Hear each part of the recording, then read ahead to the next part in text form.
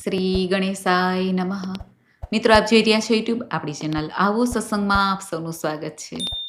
મિત્રો, આજે આ વિડીયોમાં આપણે સાંભળવાના છીએ તારીખ 20 ઓક્ટોબર 2025 સોમવારના દિવસે આવતી આસો માસના વદ પક્ષની અમાવસ્યા એટલે દિવાળીના ઉત્સવના મહિમા વિશે, માતા મહાલક્ષ્મીના પૂજનના મહિમા વિશે, વ્રતકથા તથા આજે સોમવાર છે, અમાવસ્યા છે એટલે સોમવતી અમાવસ્યાનું પણ મહાત્મય ઘણું છે. આજે માતા મહાલક્ષ્મીની પૂજા ઉપાસના કરીને ભક્તો આખા વર્ષની માતા મહાલક્ષ્મીની સેવા પૂજા કરીને મનોવાંછિત ફળની પ્રાપ્તિ કરી શકે છે. એવા વિષ્ણુપ્રિયા માતા મહાલક્ષ્મીની વિવિધ કથાઓ જે દિવાળી સાથે જોડાયેલી છે. દિવાળી એટલે માતા મહાલક્ષ્મીનો જન્મોત્સવ છે.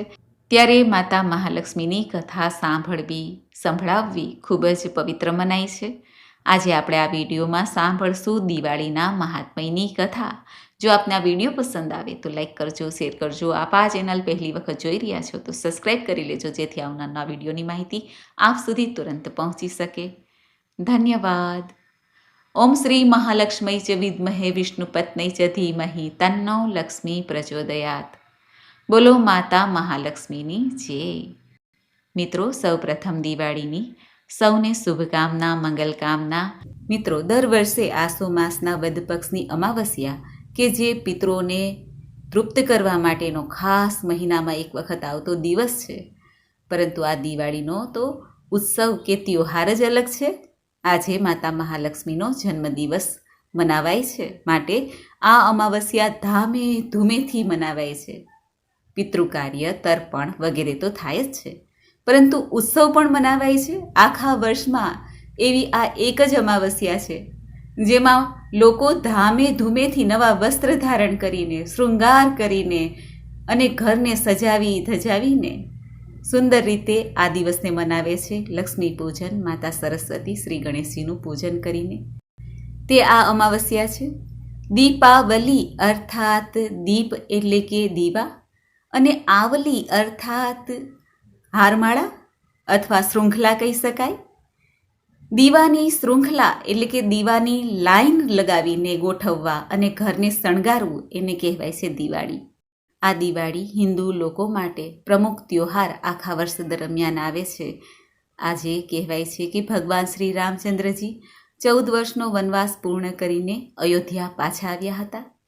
માટે પણ અયોધ્યાવાસીએ ધામે ધૂમેથી ભગવાન શ્રી રામજીની આગમન માટેની તૈયારી કરી, દીપમાળા પ્રગટાવી અને ઉત્સવ મનાવ્યો. ત્યારથી આ દિવાળીનો ત્યોહાર શરૂ થયો કહેવાય છે. અને સમુદ્ર મંથન દરમિયાન માતા મહાલક્ષ્મીજી આજે જ પ્રગટ થયા હતા. ભગવાન શ્રી નારાયણને વર્યા. તે આજનો શુભ દિવસ હતો. માટે જે ધન, વૈભવ, આરોગ્ય, સૌભાગ્ય દેનાર છે, અષ્ટલક્ષ્મીના રૂપમાં માતા બિરાજમાન છે. આ ઉપરાંત પણ ગ્રામ્ય લક્ષ્મી, ગૃહલક્ષ્મી તથા આવા પણ અનેક લક્ષ્મીના રૂપ છે, જેની પૂજા કરવાથી જીવનમાં ધન ધાન્યની કમી રહેતી નથી. ભુક્તિ અને અંતમાં મુક્તિની પ્રાપ્તિ થાય છે. એવી આ શુભ અને મંગલકારી અમાવસ્યા છે, આસો માસની અમાવસ્યા, દીપાવલી. હવે આપણે સૌપ્રથમ જાણી લઈએ કે દિવાળીની તિથિ ક્યારે આરંભ થાય છે અને લક્ષ્મી પૂજન ક્યારે કરવું, નિશિતા કાલનું મુહૂર્ત શું છે અને પિતૃતર્પણ, શ્રાદ્ધ, પિંડદાન આદિ ક્યારે કરવું.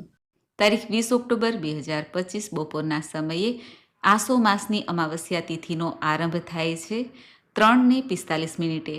જે આ તિથિ પૂર્ણ થાય છે 21 ઓક્ટોબર 2025 સાંજે 5:50ની આસપાસ. આમ જોઈએ તો દિવાળી તે રાત્રિનો ઉત્સવ છે. રાત્રિ અમાવસ્યા હોવી જોઈએ ત્યારે માતા મહાલક્ષ્મીની પૂજા ઉપાસના થાય છે, દીપદાન થાય છે. એટલા માટે રાત્રિની તિથિ પ્રમાણે જોઈએ તો તારીખ 20 ઓક્ટોબર 2025ના દિવસે અમાવસ્યાની તિથિ એટલે કે દિવાળીનો ઉત્સવ મનાવાશે. અને તારીખ 21 ઓક્ટોબર 2025ના દિવસે સૂર્યોદય તિથિ પ્રમાણે અમાવસ્યાની તિથિ છે. માટે જે ભક્તો અમાવસ્યાનું સ્નાન કરે છે, પિતૃતર્પણ, શ્રાદ્ધ, પિંડદાન આદિ થાય છે, તે 21 તારીખે થશે. દિવાળી તારીખ 20 ઓક્ટોબર 2025ના દિવસે મનાવી શુભ રહેશે. જો કે જે જેના સ્થાને માન્ય હોય તે પ્રમાણે તે તારીખે દિવાળી ઉજવવી. દિવાળીના દિવસે લક્ષ્મી પૂજાનું શુભ મુહૂર્ત છે તારીખ 20 ઓક્ટોબર 2025 સાંજે લગભગ 7 વાગ્યાથી લઈને 8:15 સુધી. પ્રદોષકાળ પૂજાનું મુહૂર્ત પણ શુભ મનાય છે. તે મુહૂર્ત છે સાંજે 5:46 લઈને 8:18. વૃષભ કાલનું પણ ઘણું મહાત્મય છે. તે મુહૂર્ત છે સાંજે 7 વાગ્યાથી લઈને 9 વાગ્યા સુધી. લક્ષ્મી પૂજન થાય છે. લક્ષ્મીજી, ગણેશજી, માતા સરસ્વતીની પૂજાની સાથે ઘટ સ્થાપન થાય છે. રોશનીનો આ ત્યોહાર અધર્મ ઉપર ધર્મના જીતની, બુરાઈ ઉપર અચ્છાઈની જીતના પ્રતીક રૂપે મનાવાય છે. અંધકારથી પ્રકાશ તરફ ગતિ કરવા માટે દિવાળી ઉત્સવ મનાવાય છે. આખા વર્ષમાં આપણે દિવાળી ઉત્સવમાં માતા મહાલક્ષ્મીનું પૂજન જ નથી કરતા, ઘરની સફાઈ પણ કરીએ છીએ, જેથી ઘરમાં સકારાત્મક એનર્જી આવે, નવી નવી ખરીદી થાય છે અને ઘરમાં પણ સાફ સફાઈ કરીને આપણે નવીનતમ ઘરને બનાવીએ છીએ, રંગરોગાન કરાવીએ છીએ, જેથી માતા મહાલક્ષ્મીનું આગમન રહે. કારણ કે કહેવાય છે કે જ્યાં ચોખ્ખી વસ્તુ પડેલી છે, જ્યાં ચોખ્ખાઈ છે, ત્યાં માતા મહાલક્ષ્મીનું રાત્રિના સમયે આગમન થાય છે.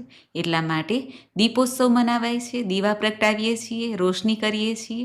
અને અત્યારે તો લાઇટિંગનો જમાનો છે, લાઇટ પણ આપણે કરી શકીએ છીએ જો દીવા ન કરવા હોય તો. આજે ચોપડા પૂજન પણ થાય છે. હવે આપણે જાણી લઈએ લક્ષ્મી પૂજનની ખાસ સામગ્રી વિશે, પૂજન વિધિ વિશે. લક્ષ્મી પૂજનમાં ખાસ કરીને સામગ્રીની આવશ્યકતા રહેશે.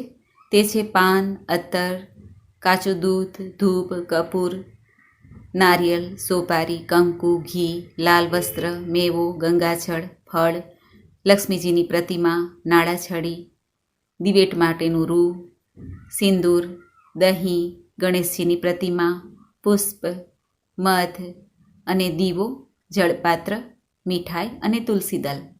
આ બધી સામગ્રીઓ તૈયાર રાખવી. ત્યારબાદ માતા મહાલક્ષ્મીની પૂજા માટેનું જે મુહૂર્ત બતાવવામાં આવ્યું છે, ત્યારે જે યોગ્ય આપણને લાગે એ પ્રમાણે તે મુહૂર્તમાં માતા મહાલક્ષ્મીના પૂજાનું શુભ શરૂઆત કરવી. પૂર્વ કે ઉત્તર દિશા તરફ મુખ રાખીને બાજોટ ઢાળવું, તેની ઉપર લાલ કે પીળું વસ્ત્ર પાથરવું. માતા મહાલક્ષ્મીની પ્રતિમા, શ્રી ગણેશજીની પ્રતિમા સ્થાપિત કરવી. ત્યારબાદ શ્રી ગણેશજીને અને માતા મહાલક્ષ્મીના પૂજનની શરૂઆત કરીએ એટલે પ્રથમ તિલક કરવું કંકુનું અને તેની ઉપર ચોખા ચોળવા. અખંડ દીવો જો પ્રગટાવવાનો હોય, આખી રાત ચાલે એવો, તો એ રીતે દીવો તૈયાર કરવો. કોઈ પણ ધાતુનો દીવો ચાલે, માટીનો પણ ચાલે. અને રાત્રિ પૂજા દરમિયાન જ જો દીપ પ્રગટાવવાનો હોય તો નાનો દીપક લેવો, દીવો પ્રગટાવવો. ત્યારબાદ માતાજીની એક બાજુ કુંભ સ્થાપન કરવું, કળશ મૂકવો. ત્યારબાદ તેમાં ઉપર શ્રીફળ, લાલ મોલી વીટેલું કે લાલ વસ્ત્ર વીટેલું રાખવું. કુંભ સ્થાપન કેવી રીતે કરવું તે આપણે જાણીએ છીએ. ત્યારબાદ માતાજીની એક બાજુ નૈવેદ્ય ધરાવવું. જે કાંઈ આપણી પાસે નૈવેદ્ય હોય, જેમાં મીઠાઈ છે, ફળ ફ્રૂટ છે, આદિ ધરવું. કમળ કાકડી, માતાજીનું ધૂપ, દીપ, નૈવેદ્ય આદિથી પૂજન થઈ જાય એટલે આપણે ધનની પૂજા પણ કરી શકીએ છીએ, સોના ચાંદીની પૂજા પણ કરી શકીએ છીએ. માતાજીની આરતી કરવી. ત્યારબાદ દીવા જે આપણે પ્રગટાવેલા છે, દિવાળીમાં 15 દીવા ઘણા પ્રગટાવે છે, ઘણા 7 પ્રગટાવે છે. તે દીવા પ્રગટાવીને ઘરના અલગ અલગ ખૂણામાં અલગ અલગ જગ્યાએ રાખી દેવા. માતા મહાલક્ષ્મીનું પૂજન થયા પછી કમળ કાકડીની માળા હોય તો તેનાથી લક્ષ્મી મંત્રનો જાપ કરાય છે.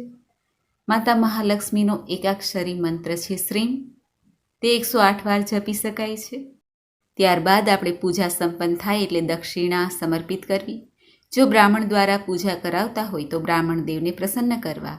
જે આપણે દાન દક્ષિણા કરીએ છીએ માતાજીની પૂજા દરમિયાન, તે બીજા દિવસે નાની બાળાને અથવા મંદિરમાં જઈને દાન કરી દેવું. આ ઉપરાંત માતા મહાલક્ષ્મીના શ્રી સૂક્તનો પાઠ કરી શકાય છે, હોમ હવન પણ કરી શકાય છે. આપણે જે રીતે ઘરમાં પૂજન કરતા હોય તે રીતે સાદી સરળ રીતે પૂજન કરવું જોઈએ. લક્ષ્મીજીનું પૂજન થાય એટલે જે બાજોટ આપણે રાખેલો છે, પૂજનની સામગ્રીઓ છે, તેમાંથી પ્રસાદ માત્ર લઈ લેવાનો છે. તે જે સ્થાપના છે તે સવાર સુધી રાખવાની છે, રાત્રે જ ઉઠાવી લેવાની નથી. સવાર સુધી રાખવાની. સવારે સ્નાનાદિથી પરવારીને શુદ્ધ થઈ જઈએ પછી આપણા ઘરના મંદિરમાં આપણા ઈષ્ટદેવની પૂજા કરીને તે બાજોટની હાથ જોડીને પ્રણામ કરીને ક્ષમા પ્રાર્થના કરીને થોડો હલાવી લેવો. કુંભ સ્થાપન જે કરેલું છે તેને પણ થોડું હલાવી લેવું.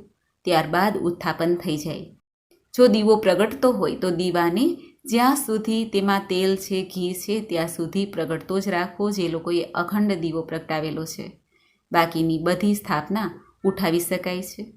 શ્રીફળ છે, જે કળશમાં આપણે સોપારી રૂપિયો રાખેલો છે તે પધરાવી શકાય છે. અને કળશનું જળ છે તે આખા ઘરમાં છાંટી દેવું.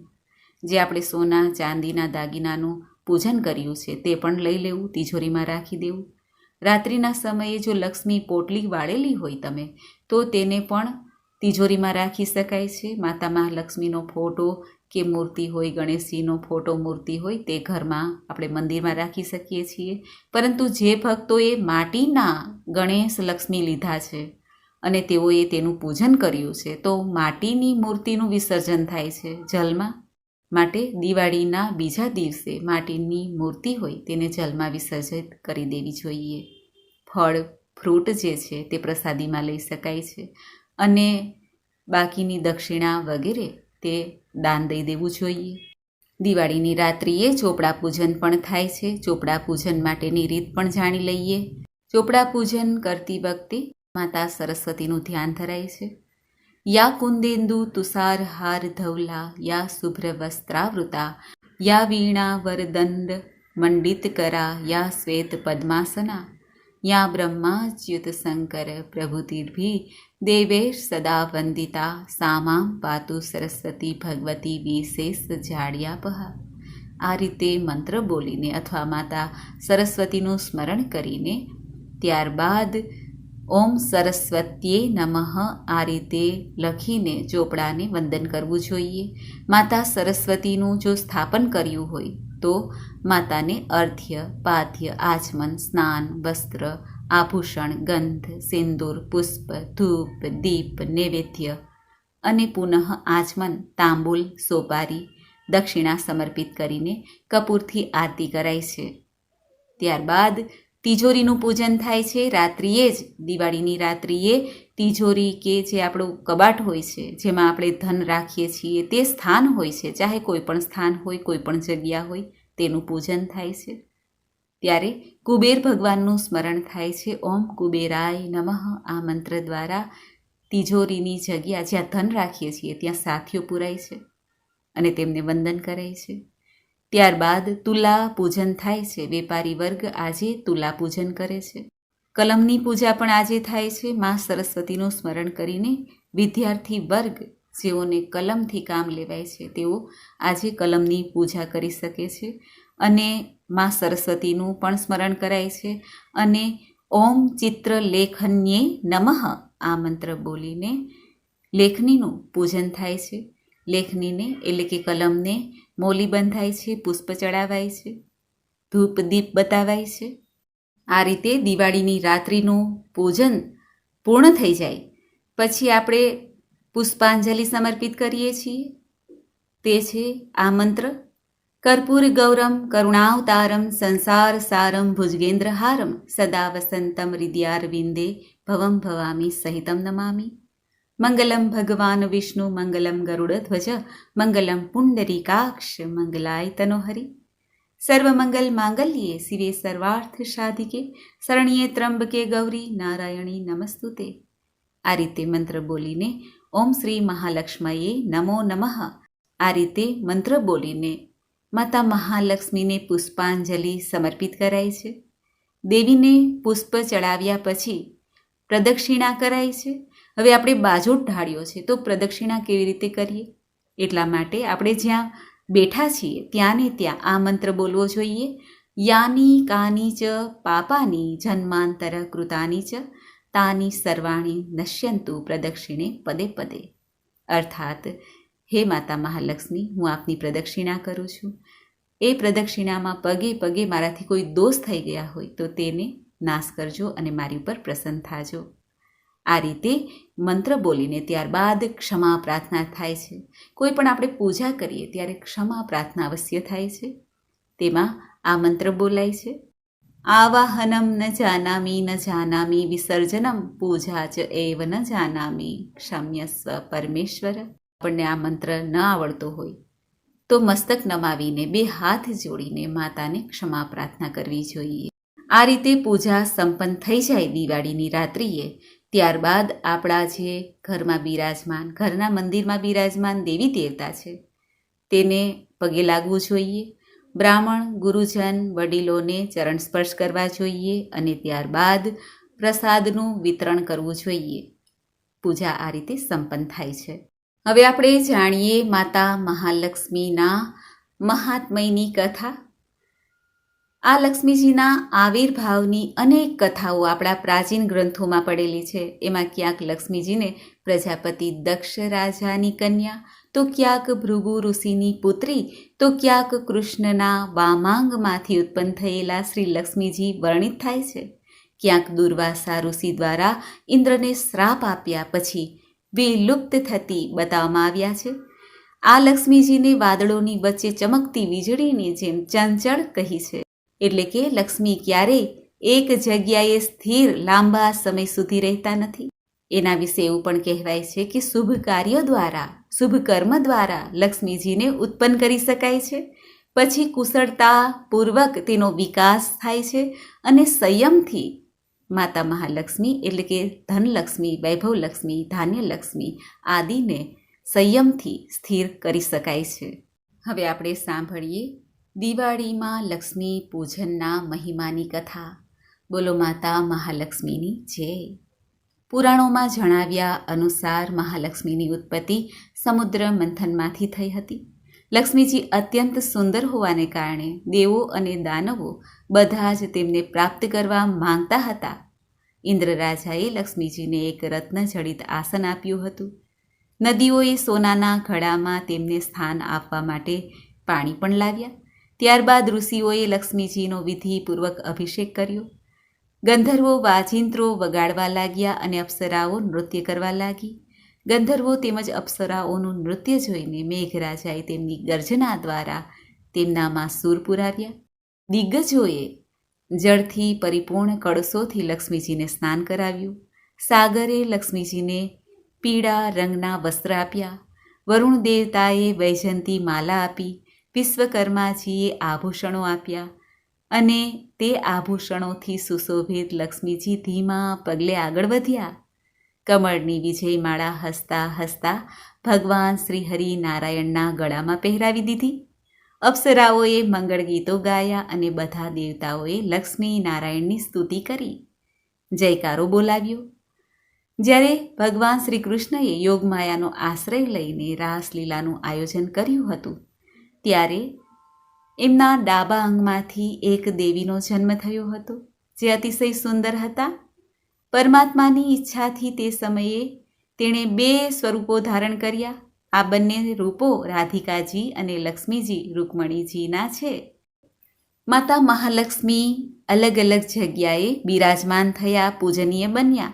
જેમાં દેવરાજ ઇન્દ્રના ઘરમાં સ્વર્ગલક્ષ્મીના રૂપમાં, પાતાળમાં નાગલક્ષ્મીના રૂપમાં, રાજગૃહોમાં રાજલક્ષ્મી અને પોતાના અંશ અવતારો દ્વારા તમામ કુળવતી સ્ત્રીઓમાં ગૃહલક્ષ્મીના રૂપમાં, કમળમાં શ્રીચંદ અને સૂર્યમંડળમાં શોભા, આભૂષણ, રત્ન, ફળ, રાજા, રાણી અને વસ્ત્ર, શુભ સ્થાન, દેવી દેવતાઓની પ્રતિમાઓમાં, મંગળ, કળશ, મણિ, મોતી, માળા, હીરા, દૂધ, ચંદન, વૃક્ષની શાખાઓ વગેરે દિવ્ય પદાર્થોમાં દેવી લક્ષ્મીજી શોભાયમાન બનીને બિરાજે છે.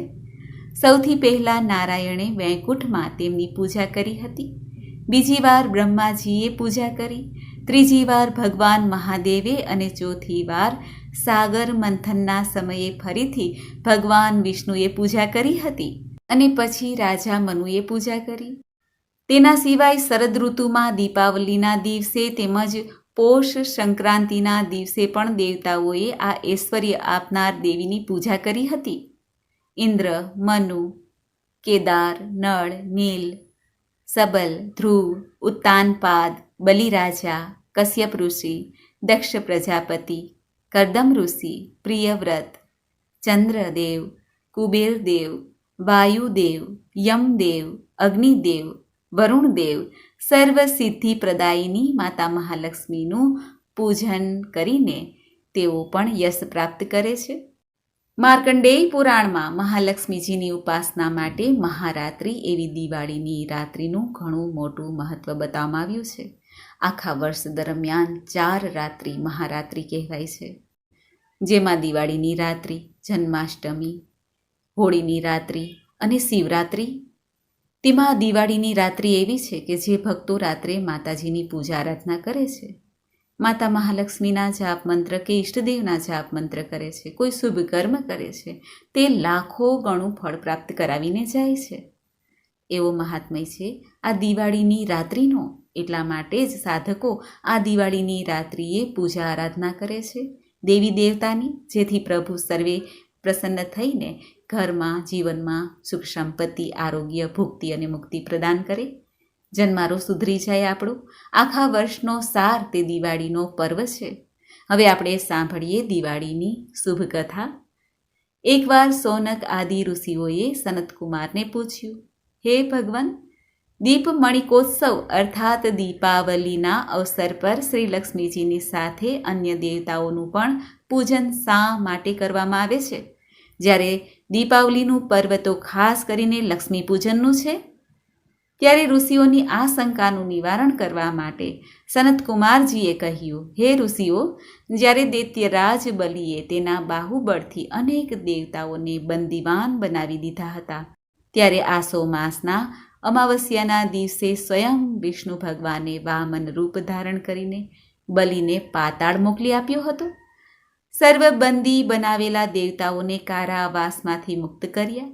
કારાવાસમાંથી મુક્ત થઈને બધા મુખ્ય દેવોએ ક્ષીરસાગરમાં લક્ષ્મી સહિત વિશ્રામ કર્યો. આ કારણથી દીપાવલીના દિવસે લક્ષ્મી પૂજનની સાથે અન્ય દેવી દેવતાઓના પણ પૂજન શયનની વ્યવસ્થા થાય છે. આમ કરવાથી લક્ષ્મી અન્ય દેવતાઓની સાથે ત્યાં જ વિશ્રામ કરશે. માટે આજે દિવાળીની રાત્રિએ લક્ષ્મી પૂજનની સાથે અન્ય દેવી દેવતાઓનું પૂજન પણ કરવું જોઈએ. ભગવતી લક્ષ્મીજીના નૈવેદ્ય માટે ગાયના દૂધના માવામાં સાકર, લવિંગ, કપૂર તેમજ ઇલાયચી વગેરે સુગંધિત દ્રવ્યો મેળવીને લાડુ બનાવવા જોઈએ. ત્યારે ઋષિઓએ ફરી પ્રશ્ન પૂછ્યો, હે ભગવાન, જ્યારે રાજા બલિએ લક્ષ્મીજી તથા દેવતાઓને પોતાના વશમાં કરી લીધા હતા, તો પછી લક્ષ્મીજીએ તે બલિરાજાનો ત્યાગ શા માટે કર્યો? ત્યારે સનતકુમારજીએ ઉત્તર આપતા કહ્યું કે હે ઋષિગણ, એકવાર દેવરાજ ઇન્દ્રથી ભયભીત બનેલા રાજા બલિ ક્યાંક સંતાઈ ગયા હતા. ઇન્દ્ર રાજાએ તેને શોધવાનો ખૂબ જ પ્રયત્ન કર્યો. ત્યારે રાજા ઇન્દ્રએ પોતાની દિવ્ય દ્રષ્ટિ દ્વારા જાણી લીધું કે બલિરાજા ગધેડાનું રૂપ લઈને એક ખાલી ઘરમાં છુપાઈને બેઠા છે. ઇન્દ્ર રાજા ત્યાં પહોંચી ગયા. બલિરાજા સાથે વાતચીત કરવા લાગ્યા. ત્યારે રાજા બલિએ ઇન્દ્રદેવને તત્વજ્ઞાનનો ઉપદેશ આપતા કાળ સમયની મહત્તા સમજાવી હતી. બંને વચ્ચે જ્યારે આ પ્રમાણે વાતચીત ચાલતી હતી, ત્યારે તે સમયે દૈત્યરાજ બલિના શરીરમાંથી અત્યંત દિવ્ય રૂપ ધારણ કરેલી એક સ્ત્રી બહાર નીકળી. તેને જોઈને ઇન્દ્ર રાજાએ બલિરાજાને પૂછ્યું કે હે દૈત્યરાજ, તમારા શરીરમાંથી નીકળનારી આ સ્ત્રી કોણ છે? દિવ્ય રૂપવાળી આ સ્ત્રી દેવી છે કે કોઈ આસુરી માયા છે કે કોઈ માનવી છે? ત્યારે બલિરાજાએ ઉત્તર આપ્યો કે હે દેવરાજ, આ ના તો કોઈ દેવી છે કે ના કોઈ આસુરી માયા છે. જો તમને આ વિશે જાણવાની ઉત્કંઠા હોય તો તમે તેને પૂછી લો. આ સાંભળીને ઇન્દ્ર રાજાએ 2 હાથ જોડીને તે દેવીને પૂછ્યું કે હે દેવી, તમે કોણ છો? દૈત્યરાજનો પરિત્યાગ કરીને મારા તરફ શા માટે આવી રહ્યા છો? ત્યારે હસીને શક્તિ સ્વરૂપા સ્ત્રી બોલી, હે દેવરાજ, મને ન તો દૈત્યરાજના પ્રહલાદનો પુત્ર વિરોચન જાણે છે કે ન તો તેમનો પુત્ર બલિ. શાસ્ત્રમાં મને દુસ્સાહસ ભૂતિ લક્ષ્મીના નામેથી બોલાવવામાં આવી છે, પરંતુ તમે તથા દેવગણો મને ઓળખતા નથી. ત્યારે રાજા ઇન્દ્રએ વિચારીને ફરી પ્રશ્ન પૂછ્યો, હે દેવી, જ્યારે આટલા દિવસ સુધી તમે દૈત્યરાજના શરીરમાં વાસ કર્યો છે, તો પછી હવે તેનામાં એવો કયો દોષ ઉત્પન્ન થઈ ગયો છે જેથી તમે તેનો પરિત્યાગ કરીને મારી તરફ આવી રહ્યા છો? તે સાથે તમે એ પણ જણાવો કે મારામાં એવો કયો ગુણ છે કે મારી તરફ તમે આકર્ષિત થઈ રહ્યા છો? આ સાંભળીને દેવી લક્ષ્મીએ ઉત્તર આપતા કહ્યું, હે દેવરાજ, હું જે સ્થાનમાં નિવાસ કરું છું ત્યાંથી મને ખુદ વિધાતા પણ હટાવી શકતા નથી, કારણ કે હું હંમેશા સમયના પ્રભાવથી જ એકનો ત્યાગ કરીને બીજા પાસે ચાલી જાઉં છું. તે માટે તમે બલિનો અનાદર ન કરતા તેમનું માન સન્માન કરો. ત્યારે ઇન્દ્ર રાજાએ તે દેવીને પૂછ્યું કે હે દેવી, તમે કૃપા કરીને મને જણાવો કે તમે અસુરો પાસે શા માટે રહેવા નથી માંગતા? આ સાંભળીને દેવી લક્ષ્મી બોલ્યા, હે ઇન્દ્રદેવ, હું હંમેશા એ જ સ્થાન ઉપર રહું છું જ્યાં સત્ય, દાન, વ્રત, તપ, દયા તથા ધર્મ રહે છે. આ સમયે અસુરો તે બધાથી વિમુખ થઈ ગયા છે. પૂર્વજન્મમાં આ અસુરો સત્યવાદી, જીતેન્દ્રિય તથા બ્રાહ્મણોના હિતેશી હતા, પરંતુ હવે તેઓ બ્રાહ્મણોનો દ્વેષ કરવા લાગ્યા છે. સાથે સાથે ધર્મની મર્યાદા તોડીને વિભિન્ન પ્રકારના શાસ્ત્ર વિરુદ્ધ કર્મોનું આચરણ કરવા લાગ્યા છે. પહેલાં તેઓ ઉપવાસ તથા તપ કરતા હતા, નિત્ય સૂર્યોદયથી પહેલાં જાગી જતા હતા, યથા સમયે સૂઈ જતા હતા, પરંતુ હવે તેઓ બધા નિયમને વિસરી ગયા છે. દીન દુઃખી, અનાથો, વૃદ્ધો, રોગી, શક્તિહીનને તેઓ સતાવા લાગ્યા છે. પહેલાં તેઓ ગુરુજનની આજ્ઞાનું પાલન કરતા હતા, ઉત્તમ ભોજન બનાવીને પોતે કદી એકલા ખાતા ન હતા, બીજાને જમાડતા હતા. દરેક પ્રાણી માત્રને તેઓ સમાન ગણતા હતા. તેઓમાં ઉત્સાહ, નિરઅહંકાર, સત્ય, ક્ષમા, દયા, દાન, તપ, વાણીની સરળતા આદિ તમામ ગુણ હતા. તે મિત્રોની સાથે પ્રેમથી વ્યવહાર કરતા હતા, પરંતુ હવે તેમનામાં ક્રોધની માત્રા વધી ગઈ છે. આળસ, નિંદ્રા, પ્રમાદ, કામુકતા, અસંતોષ, વિવેકહીનતા જેવા દુર્ગુણો વધી ગયા છે. હવે તેઓ બધા કર્મોના નિયમ વિરુદ્ધ ચાલે છે. વૃદ્ધ વડીલોનું સન્માન કરતા નથી, તેમનો અનાદર કરે છે. ગુરુજનોના આવતા તેઓ ઊભા થઈને સન્માન આપતા નથી. સંતાનોનું સારી રીતે શાસ્ત્રોક્ત વિધિથી પાલન પોષણ કરતા નથી. આ બધા કારણોથી તેમના શરીર અને ચહેરાની કાંતિ ક્ષીણ થઈ ગઈ છે. પરસ્ત્રી ગમન, પરસ્ત્રી હરણ, જુગાર, દારૂ, ચોરી વગેરે દુર્ગુણો અધિક વધી જવાને કારણે તેમની ધર્મ પરની શ્રદ્ધા ઓછી થઈ ગઈ છે. તેથી હે દેવરાજ ઇન્દ્ર, મેં નિશ્ચય કર્યો છે કે હવે હું તેમના ઘરમાં વાસ નહીં કરું. આ કારણથી હું દૈત્યોનો ત્યાગ કરીને તમારા તરફ આગળ વધી રહી છું. તમે પ્રસન્નતાપૂર્વક મારો સ્વીકાર કરો. જ્યાં મારો વાસ હશે ત્યાં આશા, શ્રદ્ધા, ધૃતિ, શાંતિ, જય, ક્ષમતા, વિજિતા, સંગીત આ 8 દેવીઓ પણ નિવાસ કરશે.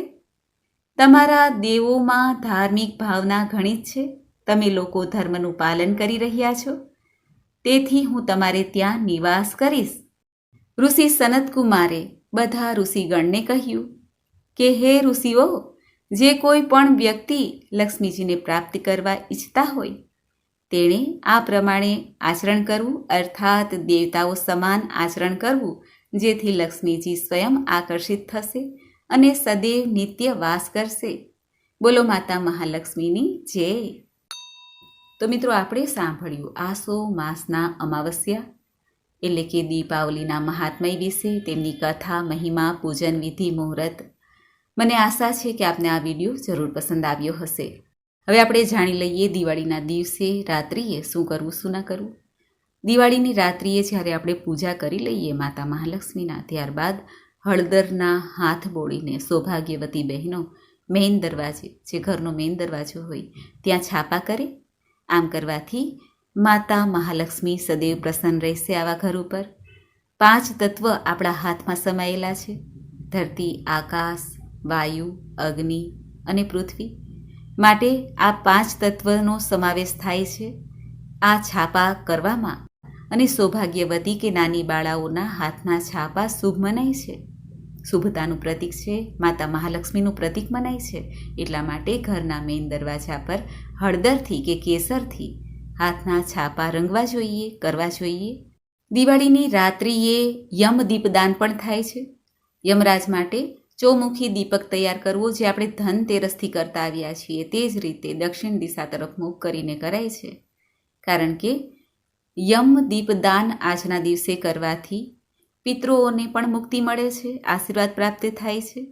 આજે અમાવસ્યા પણ છે, માટે પિતૃઓ નિમિત્તે ખાસ કરીને ગંગા, યમુના આદિ જલ છે તેમાં સ્નાન કરવું શુભ મનાય છે. પવિત્ર તીર્થોમાં જઈને સ્નાન, દાન, જપ કરવાથી પિતૃઓને મુક્તિ મળે છે. આજે 16 દીપક પ્રગટાવાય છે અને પિતૃઓના નામથી તે દીપકને પ્રગટાવીને પીપળાના વૃક્ષ નીચે રખાય છે. આમ કરવાથી પિતૃઓની આત્માને તૃપ્તિ મળે છે અને જીવનમાં સુખ સમૃદ્ધિ આવે છે. આજે પિતૃ નિમિત્તે અન્ન અને જલનું દાન કરવું શુભ મનાય છે. પિતૃઓને શાંતિ મળે છે, તેમના આશીર્વાદ પ્રાપ્ત થાય છે. આજે પિતૃ નિમિત્તે સામર્થ્ય અનુસાર વસ્ત્ર દાન કરવાથી પિતૃઓના આશીર્વાદ પ્રાપ્ત થાય છે. કારણ કે હવે શિયાળાની ઋતુ પ્રારંભ થાય છે. જે જરૂરિયાતમંદ છે તેને જરૂરી અનુસાર વસ્ત્રનું દાન કરવું પણ શુભ મનાય છે. આપણા કર્મોમાં જે પાપ કર્મ કે દોષ કર્મ છે તે કપાઈ જાય છે. આજે પ્રદોષકાળમાં પિતૃઓની પૂજા પણ કરાય છે. માતા મહાલક્ષ્મી, શ્રી ગણેશજી, કુબેરજીની સાથે સર્વે દેવી દેવતાઓની સાથે આપણા પિતૃઓની પૂજા પણ કરાય છે, જેથી જીવનમાં અડચણ ન આવે. માટે પીપળાના વૃક્ષ નીચે જઈને જલ અર્પિત કરાય છે, રાત્રે દીપદાન કરાય છે. જો કે આ અમાવસ્યાની તિથિ છે, માટે આજે જ પીપળાનું પૂજન રાત્રિ સમયે કરાય છે. નિત્ય તો સવારે જ કરાય છે. આ ઉપરાંત પિતૃ સૂક્તનો પાઠ કરવો, પિતૃ દેવતાના મંત્રનો જાપ કરવો. ઓમ પિતૃદેવાય નમઃ, ઓમ પિતૃદેવાય નમઃ, આ રીતે મંત્ર જાપ કરી શકાય છે. જીવનમાં સુખ શાંતિ જળવાઈ રહે એ માટે આપણા પિતૃઓને પિતૃ ઋણમાંથી મુક્તિ માટે પ્રાર્થના કરાય છે, આશીર્વાદ પ્રાપ્ત કરાય છે. અમાવસ્યા છે એટલે અમાવસ્યાના દેવતા મહાદેવને કેમ ભૂલવા.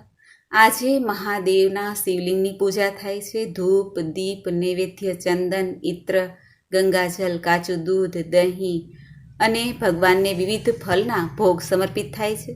ભગવાનની આરતી થાય છે. ભગવાન શિવજી કાલોના કાલ, દેવોના દેવ, મહાદેવ છે. માટે આજે અમાવસ્યા મોટી કહેવાય છે. આજે માતા મહાલક્ષ્મીની પૂજાની સાથે ભગવાન ભોળાનાથ શક્તિપતિની પૂજા કરવાથી સર્વે પાપમાંથી મુક્તિ મળે છે. ભગવાન મહાદેવ પિતૃઓના પણ પિતૃ, ભૂત ભાવન ભૂતનાથ ભગવાન છે. આજે મહાદેવની પૂજા અર્ચના કરવાથી, ભગવાન મહાદેવને શ્રીફળ તથા નાગ કેસર ચડાવવાથી, દક્ષિણા સમર્પિત કરીને નાગ નાગિનની જોડ ચડાવવાથી પિતૃદેવતાની પણ કૃપા પ્રાપ્ત થાય છે. જો કુંડળીમાં કાલસર્પ દોષ હોય, વિષયોગ હોય કે કોઈ પણ ગ્રહ સંબંધી બાધા હોય, કોઈ કષ્ટ પીડા હોય, રોગ ઋણ કર્જ હોય, તો પણ મહાદેવની આજે પૂજા કરવાથી લાભ પ્રાપ્ત થાય છે. દિવાળીની સફાઈ દરેક લોકો કરે જ છે અને કરી જ હશે, પરંતુ છતાં પણ એક નજર નાખવી. જો ઘરમાં કોઈ તૂટેલું ફૂટેલું કંઈ સામાન પડ્યો હોય, ખાસ કરીને કાચ તૂટેલો હોય તો તેને તુરંત બહાર ફેંકી દેવો. બંધ ઘડિયાળ હોય તો તેને પણ તુરંત બહાર ફેંકી દેવી. ઘડિયાળ એ સમય સૂચકતાનું પ્રતીક છે. બંધ ઘડિયાળ તે આપણા સમયને રોકી દે છે. માટે એવી ઘડિયાળને પણ ઘરમાં ન રાખવી જોઈએ. 3 વર્ષથી આ વાપર્યું નથી તેવું ફર્નિચર છે, જૂનું છે, તૂટેલું છે, તે ફર્નિચરને પણ બહાર ફેંકી દેવું જોઈએ, અથવા કોઈ જરૂરિયાતમંદ હોય અથવા કોઈને દાન કરી દેવું જોઈએ, તેને આપી દેવું જોઈએ. કારણ કે આવું ફર્નિચર પણ ઘરમાં નકારાત્મક ઉર્જા ઉત્પન્ન કરે છે. તૂટેલી કોઈ મૂર્તિ હોય, ચાહે ભગવાનની મૂર્તિ છે કે કોઈ અન્ય ડેકોરેશન માટેની મૂર્તિ છે, તેને પણ આજે તુરંત ઘરમાંથી બહાર કાઢવી જોઈએ. જો કોઈ ભગવાનની મૂર્તિ હોય તો પીપળા નીચે કે જલમાં પ્રવાહિત કરવી. અન્ય ડેકોરેશનની મૂર્તિ છે તો તેને તુરંત બહાર કાઢવી જોઈએ. ખરાબ લોખંડનો સામાન હોય, પસ્તી હોય, તેને પણ ઘરમાં આજે રાખવાનો જોઈએ. તેનામાંથી પણ નકારાત્મક ઉર્જાનો સ્ત્રોત બહાર નીકળતો રહે છે. જે વસ્તુ આપણે વાપરતા નથી તેને પણ હટાવી દેવી જોઈએ. આ રીતે દિવાળીમાં સાફ સફાઈનું પણ ઘણું મહત્ત્વ છે, કારણ કે આ અમાવસ્યાની તિથિ છે. આમ તો આપણે દરેક સામાન્ય અમાવસ્યામાં પણ સાફ સફાઈ કરીએ છીએ, ઝાડુ બદલીએ છીએ, ઘરમાં કૂડા કચરો હોય છે તેને બહાર કાઢીએ છીએ. તેમ આજે પણ દિવાળીની રાત્રિ મોટી રાત્રિ છે આખા વર્ષ દરમિયાન, ત્યારે આપણે નવી ઝાડુ ઘરમાંથી બદલવી જોઈએ, જૂની ઝાડુને બહાર ફેંકી દેવી જોઈએ. ઘરમાં નમકને લઈ આવીને તેને વાપરવું જોઈએ. હળદરથી માતા મહાલક્ષ્મીની પૂજા કરીને તે હળદરનો પણ ઉપયોગ કરવો જોઈએ. આ રીતે શુભતા જળવાઈ રહે છે આજના દિવસે. માતા મહાલક્ષ્મી દિવાળી એટલે કે આસો માસની અમાવસ્યાના ઈષ્ટદેવી છે, માટે આજે માતા મહાલક્ષ્મીના મંત્ર સ્તોત્ર પાઠ આદિ કરીને માતાને પ્રસન્ન કરાય છે. આવો આપણે સાંભળીએ મહાલક્ષ્મી સ્તોત્ર. નમસ્તે તું મહામાયે શ્રીપીઠે સુરપૂજિતે શંખ ચક્ર ગદા હસ્તે મહાલક્ષ્મી નમસ્તુતે. નમસ્તે ગરુડારૂઢે કોલાસુર ભયંકરી સર્વ પાપ હરે દેવી મહાલક્ષ્મી નમસ્તુતે. સર્વજ્ઞે સર્વવરદે દેવી સર્વ દુષ્ટ ભયંકરી સર્વ દુઃખ હરે દેવી મહાલક્ષ્મી નમસ્તુતે. સિદ્ધિ બુદ્ધિ પ્રદે દેવી ભુક્તિ મુક્તિ પ્રદાયિની મંત્રપૂતે સદા દેવી મહાલક્ષ્મી નમસ્તુતે. આદ્યાંતર રહિતે દેવી આદ્ય શક્તિ મહેશ્વરી યોગ જે યોગ સંભૂતે મહાલક્ષ્મી નમસ્તુતે. સ્થૂલ સૂક્ષ્મ મહારૌદ્રે મહાશક્તિ મહોદરે મહાપાપ હરે દેવી મહાલક્ષ્મી નમસ્તુતે. પદ્માસન સ્થિતે દેવી પરબ્રહ્મ સ્વરૂપિણી પરમેશી જગન્માર્ત મહાલક્ષ્મી નમસ્તુતે. શ્વેતાંબર ધરે દેવી નાના અલંકાર ભૂષિતે જગસ્થિતે જગન્માર્ત મહાલક્ષ્મી નમસ્તુતે. બોલો માતા મહાલક્ષ્મીની જય. દિવાળીની સર્વે ભક્તજનોને શુભકામના, મંગલકામના. મિત્રો, મને સાંભળવા માટે ધન્યવાદ. આપ સૌને મારા જય શ્રી કૃષ્ણ.